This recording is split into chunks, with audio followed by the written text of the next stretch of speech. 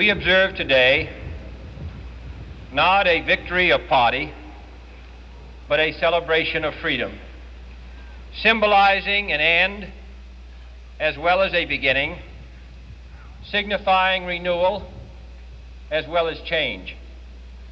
For I have sworn before you and Almighty God the same solemn oath our forebears prescribed nearly a century and 3/4 ago. The world is very different now, for man holds in his mortal hands the power to abolish all forms of human poverty and all forms of human life. And yet the same revolutionary beliefs for which our forebears fought are still at issue around the globe. The belief that the rights of man come not from the generosity of the state, but from the hand of God. We dare not forget today that we are the heirs of that first revolution.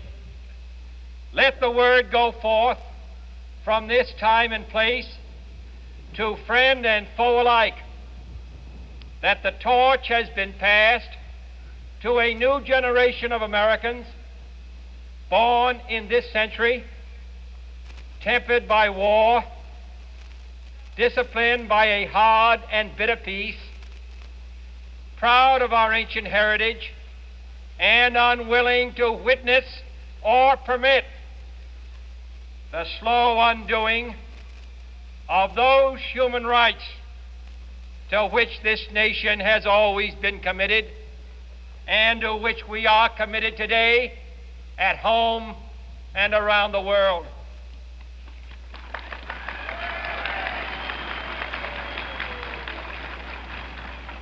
Let every nation know, whether it wishes us well or ill, that we shall pay any price, bear any burden, meet any hardship, support any friend, oppose any foe to assure the survival and the success of liberty.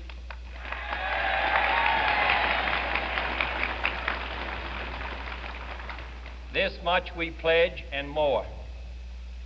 To those old allies whose cultural and spiritual origins we share, we pledge the loyalty of faithful friends.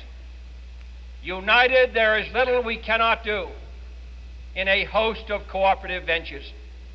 Divided, there is little we can do, for we dare not meet a powerful challenge at odds and split asunder.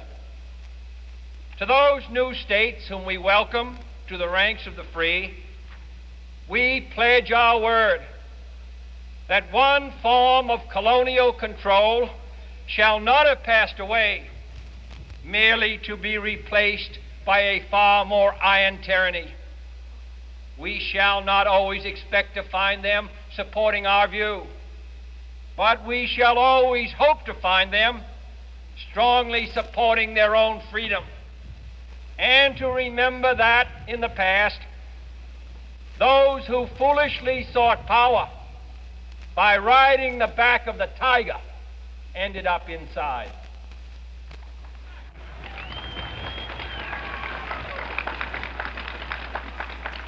To those people in the huts and villages of half the globe struggling to break the bonds of mass misery, we pledge our best efforts to help them help themselves for whatever period is required, not because the communists may be doing it, not because we seek their votes, but because it is right.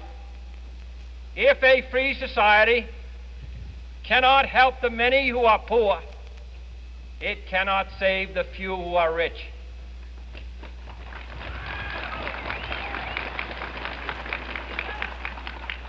To our sister republics south of our border, we offer a special pledge to convert our good words into good deeds. In a new alliance for progress, to assist free men and free governments in casting off the chains of poverty. But this peaceful revolution of hope cannot become the prey of hostile powers. Let all our neighbors know that we shall join with them to oppose aggression or subversion anywhere in the Americas. And let every other power know that this hemisphere intends to remain the master of its own house.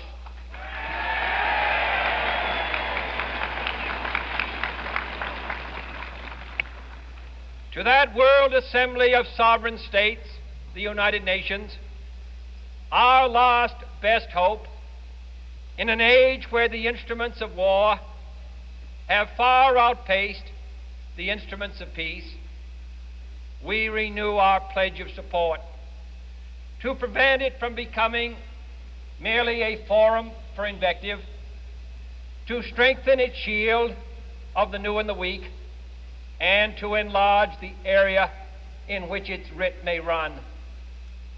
Finally, to those nations who would make themselves our adversary, we offer not a pledge, but a request that both sides begin anew the quest for peace.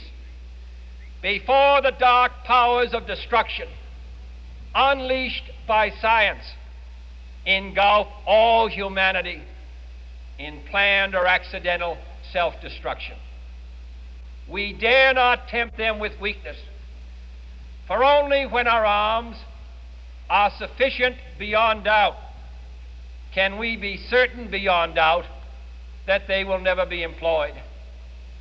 But neither can two great and powerful groups of nations take comfort from our present course, both sides overburdened by the cost of modern weapons, both rightly alarmed by the steady spread of the deadly atom, yet both racing to alter that uncertain balance of terror that stays the hand of mankind's final war. So let us begin anew, remembering on both sides that civility is not a sign of weakness, and sincerity is always subject to proof.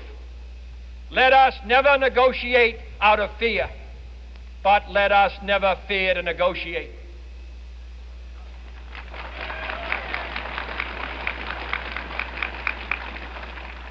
Let both sides explore what problems unite us, instead of belaboring those problems which divide us. Let both sides, for the first time, formulate serious and precise proposals for the inspection and control of arms, and bring the absolute power to destroy other nations under the absolute control of all nations.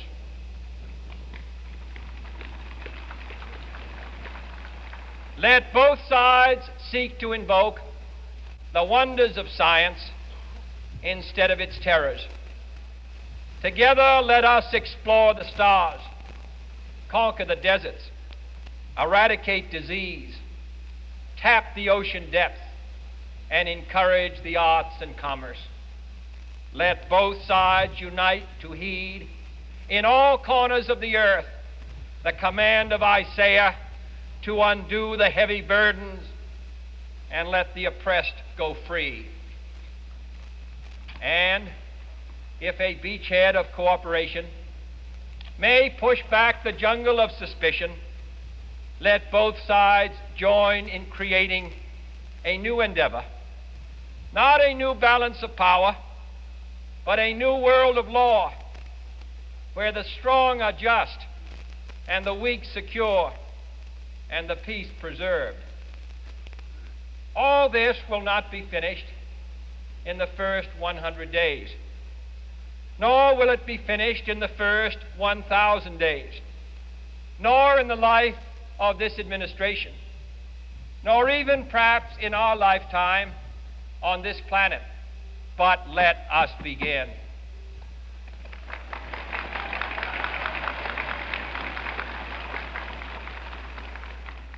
In your hands, my fellow citizens, more than mine, will rest the final success or failure of our course. Since this country was founded, each generation of Americans has been summoned to give testimony to its national loyalty. The graves of young Americans who answered the call to service surround the globe. Now the trumpet summons us again, not as a call to bear arms, though arms we need, not as a call to battle, though in battle we are, but a call to bear the burden of a long twilight struggle, year in and year out, rejoicing in hope, patient in tribulation, a struggle against the common enemies of man, tyranny, poverty, disease, and war itself. Can we forge against these enemies a grand and global alliance, north and south, east and west, that can assure a more fruitful life for all mankind? Will you join in that historic effort?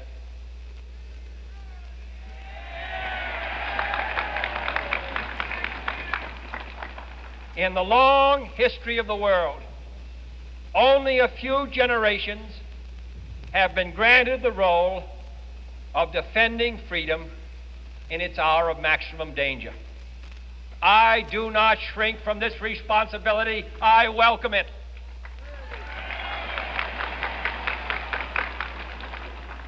I do not believe that any of us would exchange places with any other people or any other generation. The energy, the faith, the devotion which we bring to this endeavor will light our country and all who serve it. And the glow from that fire can truly light the world.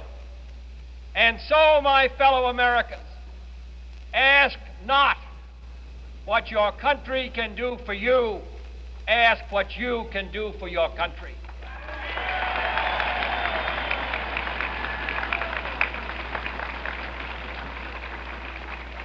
My fellow citizens of the world, ask not what America will do for you, but what together we can do for the freedom of man.